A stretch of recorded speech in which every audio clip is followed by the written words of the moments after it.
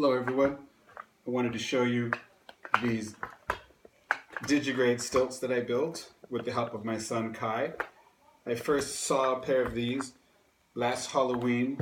There was a guy dressed up as a tall ghoul and his feet were at an angle, so I knew he was on stilts, but the angle part didn't make sense to me. And that had me thinking. And then during a Renaissance fair, there was a gal that was dressed as a faun, and she had angled feet also. So I asked her about it, and that's where I first heard the term digigrade. So I did a little search on YouTube, and I saw some things that people had done. The ones that I saw, they either looked really uncomfortable, the people wearing them didn't look like they were having a good time, or they looked really unstable. There was one guy that was holding on to things as he was walking.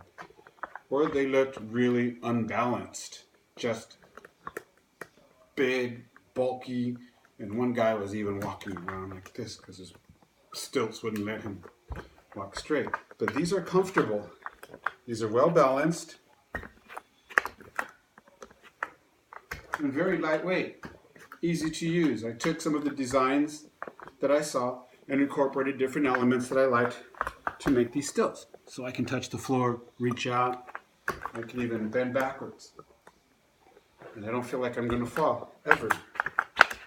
What I'm going to do is use these stilts to make rabbit feet. After this video is done, I'm going to wrap them in fur to complete the illusion of rabbit feet. But I want to show you what it is, or some of the elements that I did with the stilts. Here's a close-up of the bottom and the side.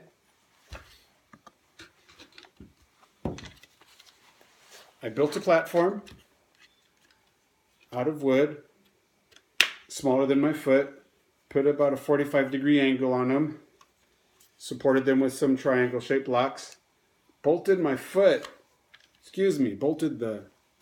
shoe onto the platform.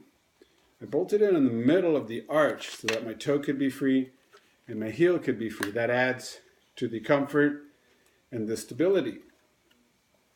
For extra stability and comfort, I added a shin support. I used simple shelf braces and some PVC pipe. I put double bolts on the nuts here so that they won't come undone. And I support it with a bungee in the back, and I hook up to the sides, and that acts as a tendon in the back. Works really well.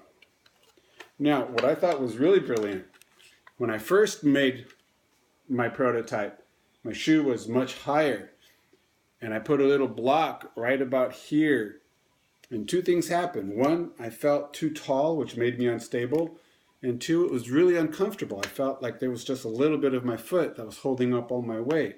So I decided to try to bring it backwards.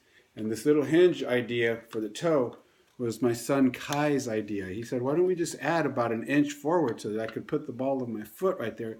Then all my weight will be on the ball of my foot. And when I'm standing, I can put the weight on the back. And it was very, very comfortable. And this is what I ended up with. For the other one, I put a spring on the back instead of a bungee. See that spring right there?